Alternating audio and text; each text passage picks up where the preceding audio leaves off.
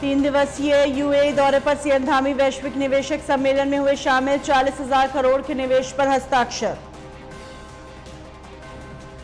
चारधाम यात्रा पर पहुंची वेंकैया नायडू की बेटी दीपा वेंकट ने पीएम मोदी के लिए मांगी दुआ। सोशल मीडिया पर शेयर किया अनुभव। रुड़की के बल्ब फैक्ट्री में लगी भीषण आग। 3 जिलों के फायर फाइटर आग बुझाने में जुटे। 10 घंटे से रेस्क्यू जारी। देहरादून में 31 अक्टूबर से होगा खेल महाकुंभ का आगाज। पहली बार न्याय पंचायत स्तर पर दी जाएगी पुरस्कार राशि। श्रीदेव सुमन विश्वविद्यालय ने छात्र संघ संविधान पर लगाई रोक। अब पुराने नियमों के मुताबिक होंगे चुनाव।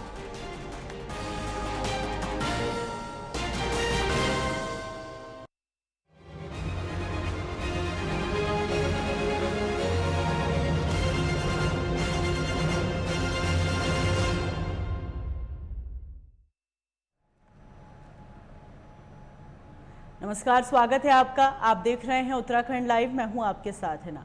उत्तराखंड में प्रस्तावित वैश्विक निवेशक सम्मेलन में अधिक से अधिक निवेशकों की भागीदारी के लिए सीएम पुष्कर सिंह धामी विदेशों का रुख कर रहे हैं। दुबई और अबू धाबी पहुंचे सीएम धामी का उत्तराखंड एसोसिएशन ऑफ यूएई व भारतीय प्रवासियों ने भव्य स्वागत किया। इस दौरान सीएम ने प्रवासियों से साल में एक बार उत्तराखंड आने का आह्वान किया और इसके साथ ही उन्हें पीएम मोदी के कुशल नेतृत्व में धार्मिक पर्यटन, अध्यात्म, शिक्षा, स्वास्थ्य, रोजगार के क्षेत्र में संचालित विभिन्न विकास कार्यों के बारे में अवगत कराया। और इस दौरान प्रवासियों ने सांस्कृतिक प्रस्तुतियों में सबसे मंत्रमुग्ध कर दिया।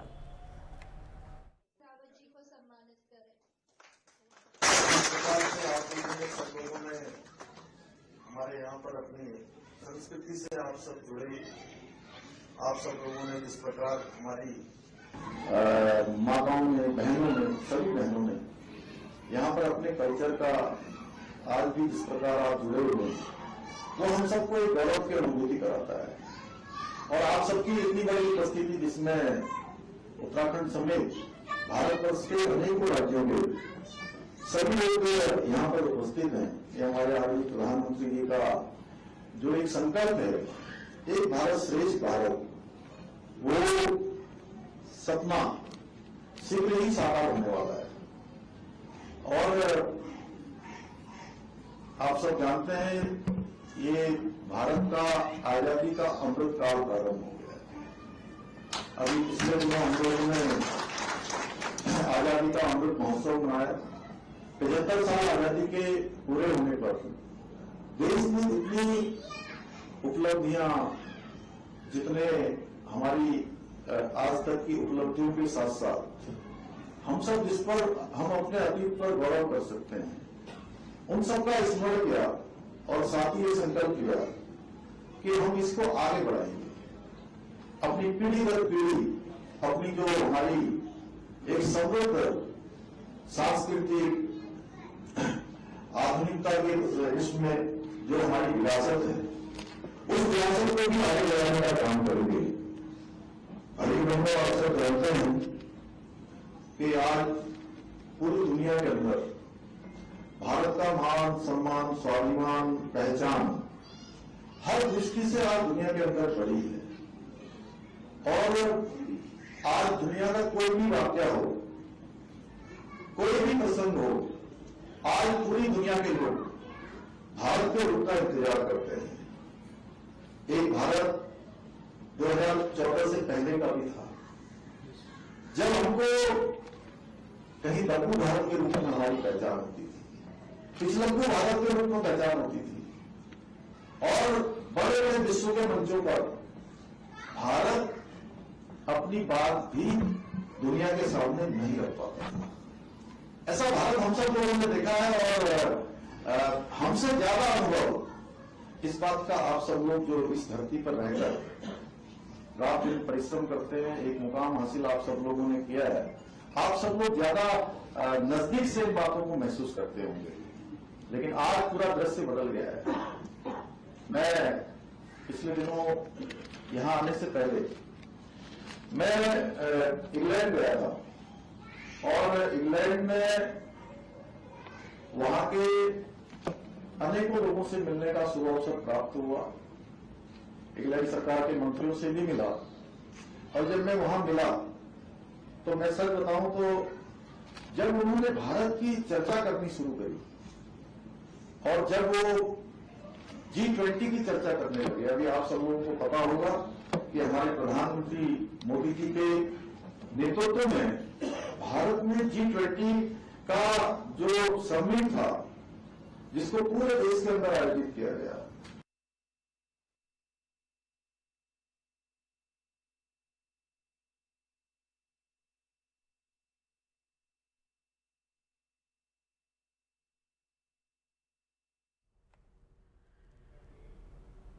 उत्तराखंड में चारधाम यात्रा इस समय पूरे चरम पर है, जहां हर रोज एक नया रिकॉर्ड बन रहा है। मानसून खत्म होने के बाद एक बार फिर से यहां श्रद्धालुओं की संख्या में बढ़ोतरी हो गई, तो वहीं अब चारधाम यात्रा में चारों धामों के कपाट बंद होने की तिथि की एक एक करके घोषणा शुरू हो गई। 15 नवंबर को भैया दूज के दिन यमुनोत्री धाम और केदारनाथ धाम के कपाट आगामी 6 महीने के लिए बंद कर दिए जाएंगे, जबकि गंगोत्री धाम के कपाट एक दिन पहले 14 नवंबर को बंद हो जाएंगे। वहीं पंच केदार में से एक चतुर्थ केदार भगवान रुद्रनाथ के कपाट 18 अक्टूबर को प्रातः ब्रह्म मुहूर्त में शीतकालीन में बंद हो जाएंगे। शीतकाल में रुद्रनाथ की पूजा अर्चना गोपीनाथ मंदिर में की जाएगी और इस वर्ष रिकॉर्ड संख्या में 1 लाख से अधिक देश विदेश से पहुंचे श्रद्धालुओं ने भगवान रुद्रनाथ के दर्शन कर आशीर्वाद लिया।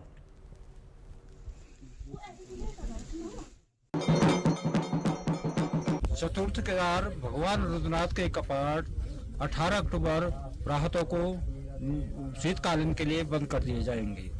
18 तारीख को यानी कार्तिक संक्रांति के दिन भगवान की चल विग्रह मूर्ति डोली पे सज गए यहाँ से गोपीनाथ मंदिर में जाएगी। उसके बाद जो है शीतकाल में भगवान रुद्रनाथ की पूजा जो है गोपेश्वर मंदिर में होगी। यहाँ पे इस समय काफी मात्रा में लगभग 1 लाख से ज्यादा यात्री आए हैं, जिसमें देश विदेश और काफी लोगों ने जो है यहाँ पे भगवान का दर्शन किया है।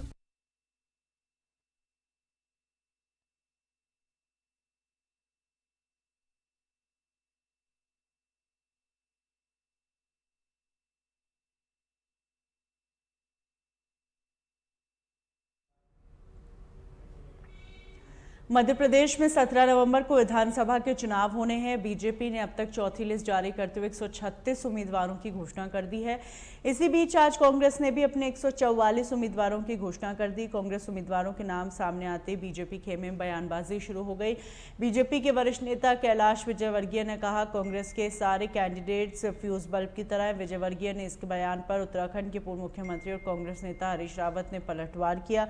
हरीश रावत ने कहा, शिवराज सिंह चौहान ने कसम खाई है कि कैलाश विजयवर्गीय को निपटाना है। पहले शिवराज सिंह चौहान से पूछ लीजिए कि वो आपको विधानसभा में आने भी दे रहे हैं या नहीं, उसके बाद कांग्रेस की चिंता कीजिए।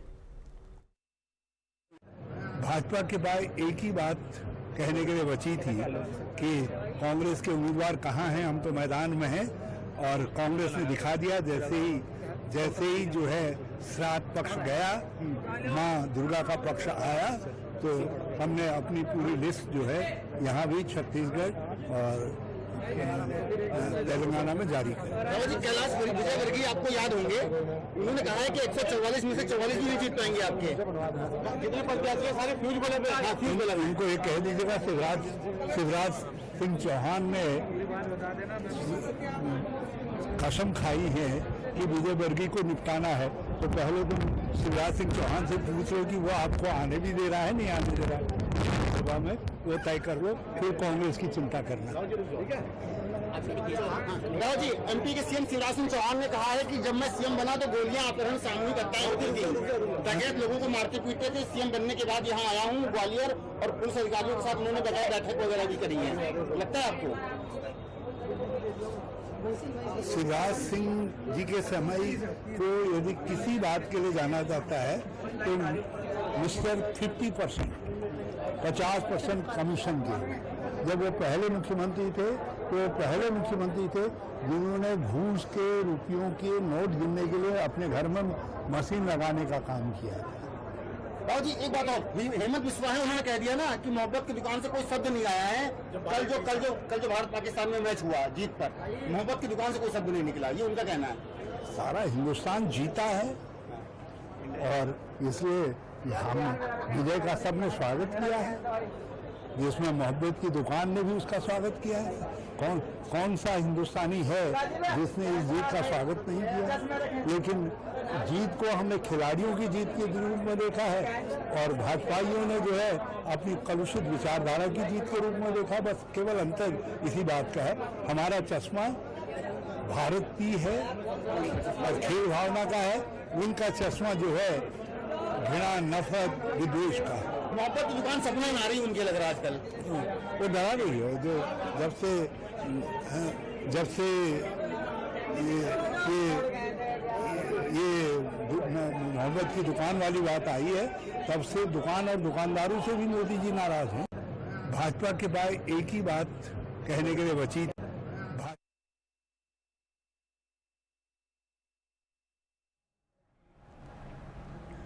हल्द्वानी में डीआरडीओ द्वारा अनुसंधान केंद्र में 3 दिवसीय किसान जवान विज्ञान मेले का आयोजन किया जा रहा है। मेले में केंद्रीय रक्षा राज्य मंत्री अजय भट्ट ने मेले का शुभारंभ किया। इस दौरान उन्होंने अनुसंधान केंद्र का अति आधुनिक लैब का उद्घाटन किया।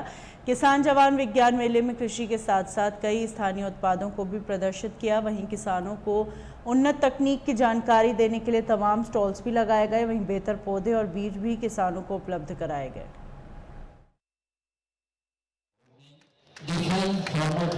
61 में ये इंस्टीट्यूट हमारा बना, हमने उस समय खोला। कई जगहों पर उत्तराखंड में भी, अल्मोड़ा है, पिथौरागढ़ है और गढ़वाल मंडल में है, लद्दाख में है, कई जगह खोले गए। उसकी स्थिति उस समय ऐसी थी कि हमारे पास कनेक्टिविटी नहीं थी, हम बॉर्डर इलाके में जा नहीं सकते थे। साग सब्जियां अगर नीचे से ऊपर भेजते थे तब तक वो खराब हो जाती थी। तो तत्काल प्रभाव से न्यूट्रिशन किस तरह से अपने जवानों को दिया जा सकता है, वेजिटेबल और नई भाजियां, नए किस्म के जो हमारे अन्य फल फूल हैं वो कैसे दिए जा सकते हैं। तो उसके लिए हमने एक शुरुआत करी, जो शुरुआत बहुत अच्छी रही और इससे उनको न नीचे उतरने की आवश्यकता थी और न कहीं मंडी ढूंढने की आवश्यकता थी। जहां पर हमारी कंपनी थी, हमारी फौज थी, वहीं पर हमारी साग भाजी सारी चीजें उत्पन्न करके उनको दे दी जाती थी। आज तो थोड़ा सा परिवर्तन आया है, कनेक्टिविटी हो गई, सारी चीजें पहुंचती हैं, तो इस समय इसका महत्व बहुत ज्यादा था और आज भी हम इसमें एक से एक अच्छे काम कर रहे हैं। अब आप देखिए, जैसे सफेद दाग हो जाते हैं, हमने एक ऐसी दवा निकाली है, सफेद दाग को कई लोग दूसरी दृष्टि से देखते हैं लेकिन वो है नहीं, वो कुछ हमारे शरीर में डेफिशिएंसी होती है इसलिए दिखाई देता है। तो वो कैसे ठीक हो, पुरुष को तो कोई फर्क नहीं पड़ता है लेकिन हमारी बहनों को, बेटियों को फर्क पड़ता था। जब से हमने वो दवाई इजाद करी, पिथौरागढ़ में करी हमने, अपने जो हमारा वहां लैब है उसमें करी, आज जब हमने वो ओपन मार्केट में दे दी है तो कम से कम 1 लाख लड़कियों की शादी हुई है। उसके बाद से आप दवा खाइए बिल्कुल साफ हो जाता है। ये यहाँ की हमारी लैब जो है उसका ही हमारा अनुसंधान है। इसी तरह से साग भाजियों में कौन सी चीजें हमको पाई जाएंगी, कौन से न्यूट्रिशन होंगे, अगर हम क्रॉस करते हैं तो क्या क्या चीजें नहीं होंगी, किसानों की आर्थिक स्थिति कैसे सुधरेगी, उन्नत बीज और खाद कैसे लाएंगे। और सबसे बड़ी बात यह है कि हम इसको, हमारे वहां कहते हैं ना गोबर की खाद, तो हम इसको प्योर रूप से जो हम यहाँ बना रहे हैं, हमने सर्टिफिकेशन भी करा लिया है। किस चीज का? हमने सर्टिफिकेशन करवा लिया है अपना, जो केमिकल रहित खाद से बने हुए हमारे भोजन पदार्थ हैं, साग भाजी है, तो हम खाद में डालेंगे ही नहीं, जो आज बाजार की खाद आ रही उसे नहीं डालेंगे, पूर्णतः हमने कहा ना कि गोबर की खाद से बनाएंगे या अन्य जो खादें, कूड़ा करकट जो कचरा निकलता है उससे निकालेंगे। ये पूरी तरह से ऑर्गेनिक होगा। ऑर्गेनिक सर्टिफिकेशन भी हम लोगों ने इसका कर लिया है।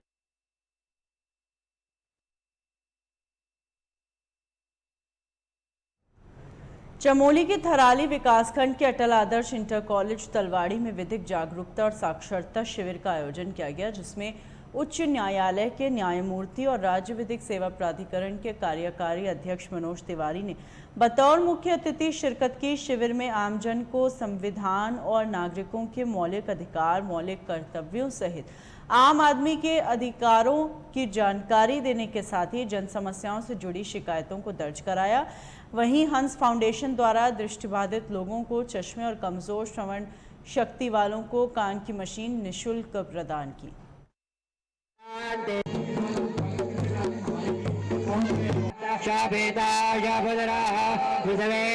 राज्य विधिक सेवा प्राधिकरण के तत्वाधान में जिला विधिक सेवा प्राधिकरण की ओर से ये संयुक्त रूप से एक बहुउद्देशीय शिविर का आयोजन किया गया था, जिसमें माननीय लॉर्डशिप जी का निर्देश था कि ऐसे दुर्गम दूरस्थ क्षेत्र आपको चयनित करना है जहां पर पहले कभी किसी प्रकार का शिविर ना आयोजित हुआ हो। तो हमने तलवाड़ी को चयनित किया और तलवाड़ी के बाद हमने यहाँ पर जितने भी हमारा जिला प्रशासन है, पुलिस प्रशासन है, उनके साथ हमने कोलैबोरेटिव मीटिंग्स की। और आज आप जैसे देख रहे हैं कि यहाँ पे बहुत सारे विभाग आए हैं, लोगों को जन कल्याणकारी योजनाओं का लाभ तो दिया ही जा रहा है। जितने हमारे दिव्यांगजन हैं उनके सर्टिफिकेट्स वगैरह भी उन्हें मुहैया कराए गए हैं, जिनको व्हील चेयर्स वगैरह दी जा रही थी, बैसाखियां दी जानी थी, वो भी उन्हें प्रदान की जा रही है। और इसी के साथ आज एक बहुत विशेष चीज होने जा रही है कि इस क्षेत्र में क्योंकि हमारे पास PLVs भी नहीं है, तो एक लीगल लिटरेसी क्लब की नींव रखी जाएगी जो THDC जिसको हमारा स्पॉन्सर कर रहा है। तो एक क्लब यहाँ पर बनने वाला है और उसका नींव का पत्थर आज माननीय लॉर्डशिप के कर कमलों द्वारा रखा जाएगा। साथ ही साथ यहाँ पर जितने भी हमारे जो और लोग हैं या जितने भी विभाग हैं, अगर किसी का भी कोई रह जाता है तो DLS से उनको एड्रेस करेगा और उनकी जितनी भी समस्याएं उन समस्त विभागों को फॉरवर्ड जरूर करेगा। Thank you so much.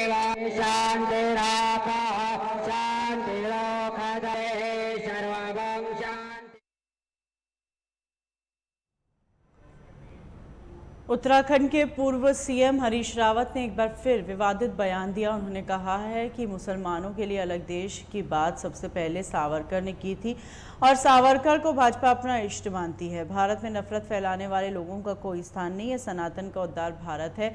ये भारत सभी धाराओं को लेकर चलने वाला भारत है। जिस तरीके से गंगा सबको लेकर चलती है, वैसे ही सनातन रूपी गंगा भी सबको लेकर चलती है। अब देखिए, विभाजन हुआ वो इतिहास के पन्ने पुरानी बातें हैं, लेकिन आज भारत सर्वधर्म समभाव का प्रतीक है। भारत एक कौम का नहीं, एक जाति का नहीं, एक धर्म का नहीं है, सर्वधर्म समभाव का प्रतीक है। हम उसको उसी रूप में देखना चाहते हैं। ठीक है। भाजपा इसलिए इस देश के अंदर दो देश की बात, मुसलमानों के लिए अलग देश की बात सबसे पहले सावरकर जी ने कही थी और सावरकर को भाजपा अपना इष्ट मानती है। सावरकर से इस बात को पाकिस्तान शब्द को जो है मोहम्मद अली जिन्ना ने लिया था। तो जो मोहम्मद अली जिन्ना थे वो सावरकर के मानस पुत्र थे भारत के विभाजन के संबंध में। जहाँ तक और जो नहीं सुनेंगे उनका कोई जिम्मेदारी है, चाहे राजनीति तो जहाँ ये धरती हरिद्वार का अपना महत्व है। हरिद्वार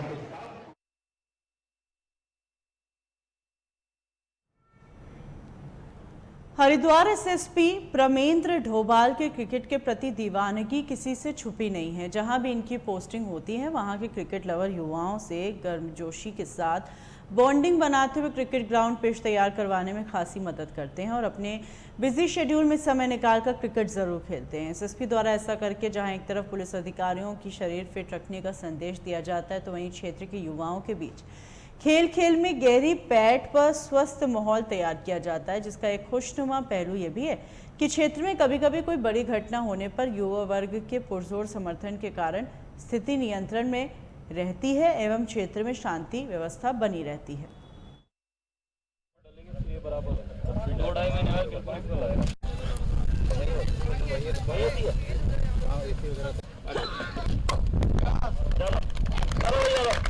तो है हम यहाँ पे अकेडमी खोली है फ्यूचर क्रिकेट क्लब के नाम से, जो कि हम अभी तक सेक्टर 4 में चलाते आ रहे थे। तो पुलिस लाइन द्वारा हमें ये जगह दी गई।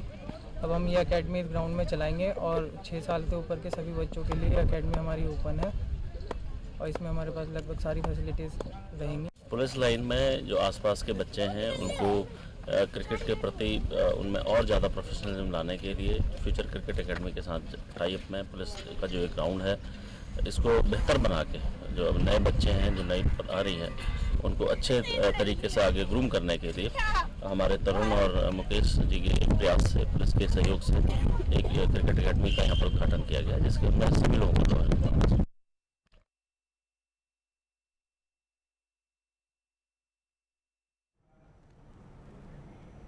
हरिद्वार में association of Devbhoomi pharma industries के तत्वाधान में भारतीय फार्माकोपिया आयोग के अधिकारियों ने फार्माकोपिया गुणवत्ता विषय पर फार्मा इंडस्ट्रीज प्रतिनिधियों के साथ बैठक की, जिसमें करीब 250 फार्मा इंडस्ट्रीज के प्रतिनिधि शिरकत करने पहुंचे। वहीं drug controller general of India Rajeev Singh Raghuvanshi ने फार्मा इंडस्ट्रीज प्रतिनिधियों को नियमों में नए संशोधन की विस्तार में जानकारी दी। साथ ही सभी को दवाइयों की गुणवत्ता और प्रतिफल के विषय में भी विस्तार से बताया गया। आज का कार्यक्रम था जहां पे के drug controller general of India और आईपीसी, जो कि इंडिया के लिए स्टैंडर्ड सेट करती है, एक किताब बनती है जिसके अंदर हर एक प्रोडक्ट के स्टैंडर्ड सेट फिक्स किए जाते हैं मेडिसिन को बनाने के लिए। उन दोनों के अध्यक्ष जो हैं श्री डॉक्टर राजीव रघुवंशी जी आज हमारे बीच में थे। उसके अलावा आईपीसी कमेटी के लोग थे, जो सीडीएसयू जो हमारे रेगुलेटर्स हैं नॉर्थ जोन के, वो लोग भी थे। तो आज सभी लोग यहाँ पे आए थे और सबका पर्पस था कि फार्मा इंडस्ट्री को सेंसिटाइज करना, उनको इस बात के लिए बताना कि हमें क्वालिटी कितनी इंपॉर्टेंट है, क्वालिटी के ऊपर फोकस करना, क्वालिटी अच्छी से अच्छी बने, उसके बारे में उन्होंने ट्रेनिंग भी दी, कुछ टेक्निकल सेशंस भी हमारे को बताए, लोगों को बताए, और साथ साथ जो नई गाइडलाइंस आई हैं जो कि हमें इंप्लीमेंट करनी है आने वाली इंडस्ट्री को, तो उसके लिए भी हमें बताया और उसके लिए लोगों को कहा कि हमें क्वालिटी कॉन्शियस होना होगा और ज्यादा क्वालिटी के ऊपर हमें काम करना होगा। जो एजेंडा था उसमें टेक्निकल सेशंस थे इंडियन फार्माकोपिया कमीशन की तरफ से, जिसमें ये बताया गया कि फार्माकोपिया में किस तरीके से जो चीज़ें दी हुई हैं वो इंडस्ट्री को कैसे यूज़ करना चाहिए, क्योंकि नया फार्माकोपिया आया है कुछ दिन पहले। मैंने 1 घंटे का सेशन लिया था, उसमें मैंने ये बताया कि क्वालिटी का क्यों इम्पोर्टेंस है इस देश के लिए। हमारे पेशेंट खाते हैं देश के, हम उसको एक्सपोर्ट करते हैं, बाहर के पेशेंट्स खाते हैं, तो उनको अल्टीमेटली क्वालिटी मेंटेन करना चाहिए, और क्वालिटी मेंटेन करेंगे तो उनका बिजनेस बढ़ेगा, अल्टीमेटली फ़ायदा उन्हीं को होगा। तो बिजनेस पॉइंट ऑफ व्यू से भी बढ़िया है, पेशेंट्स के लिए भी बढ़िया है, वही एजेंडा था उसका। सर जैसे वो तो लीगल प्रोसेस है, हमको जैसे ही पता लगता है इन्वेस्टिगेट करता है आदमी, पकड़ता है आदमी, प्रोसिक्यूट करता है आदमी, वो तो जैसे क्राइम किया गया कार्रवाई करें, लेकिन सर नहीं कम हो जाएगा। कुछ चीज़ें तो ऐसी होती हैं जो समाज की बुराइयां जो है 1-8% तो बहुत मुश्किल होता है उसको संभालना। हर में है, आप कोई भी क्राइम देख लो किसी, ये केवल दवा के साथ तो होता नहीं है, सोसाइटी में क्राइम होता है, और रेगुलेटर्स होते हैं, पुलिस होती है उसको मेंटेन करने के लिए। देखना यही पड़ता है कि जो एक सोसाइटी की जो कैरेक्टरिस्टिक्स है वो ऐसी ना हो जाए कि ज़्यादा लोग इस पूरे बनाने वाले हो जाएं, वो चीज़ नहीं है अभी, इसलिए घबराने की कोई इतनी ज़्यादा ज़रूरत नहीं है। चीज़ें कंट्रोल में है और इम्प्रूव होंगी।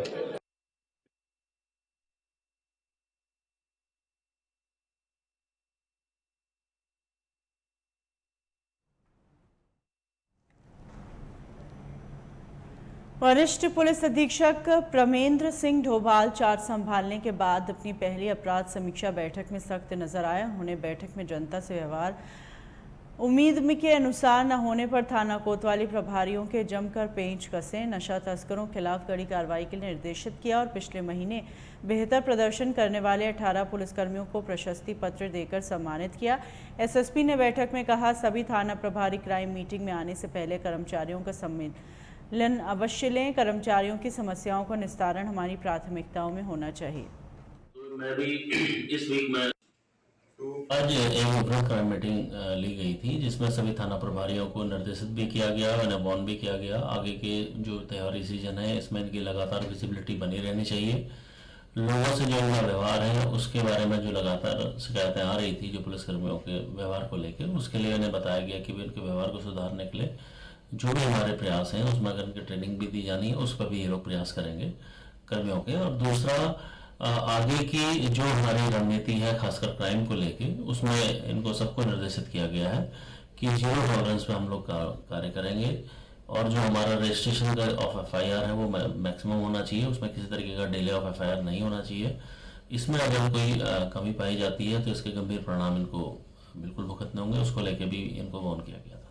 चुनाव को, हाँ बात है आगे आगामी चुनाव को लेके जो भी हमारी पुलिस की कार्रवाई है उस पर हम लोग लगातार आगे इसकी मॉनिटरिंग के साथ साथ जो हमारे संवेदनशील क्षेत्र हैं उस पर लगातार इनकी गश्त होनी चाहिए, लगातार वहाँ पर मीटिंगें होनी चाहिए, उसको लेकर इनको निर्देशित किया गया है। और चुनाव के परिप्रेक्ष्य में जितने भी जो लीकर्स हैं या जितनी और चीज़ें इस समय आगे फ्यूचर में पुलिस के द्वारा जो कार्रवाई की जानी है उस पर भी इनको सभी को चिन्हित करने के लिए बोला गया है और आगे की कार्रवाई को सुनिश्चित कराने के लिए बोला गया है।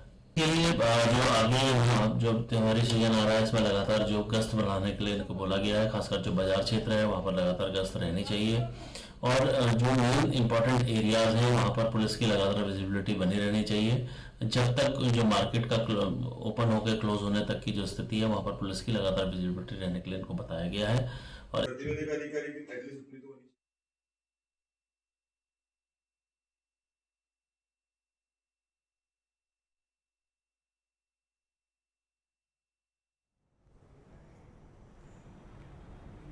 हरिद्वार जिले में छात्र छात्राओं के भविष्य से खिलवाड़ हो रहा है, जहां जिला प्रशासन के सख्त आदेशों के बावजूद भी कई निजी स्कूल बिना मान्यता के संचालित हो रहे हैं। वहीं कई स्कूल संचालकों ने 8वीं की मान्यता होने के बाद भी 10वीं तक की कक्षाएं संचालित कर रखी हैं और इस फर्जीवाड़े की जानकारी के बावजूद शिक्षा विभाग ने अभी तक की कार्रवाई नहीं की। विभाग के अधिकारियों की माने तो इन फर्जी तरीके संचालित हो रही शिक्षण संस्थाओं पर जल्द बड़ी कार्रवाई की जाएगी।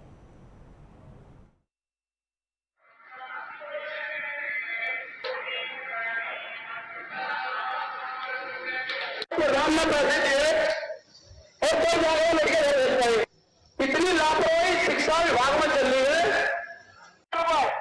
अब तो लोगों को पानी नहीं है, पंखे नहीं है, लाइट नहीं है, हम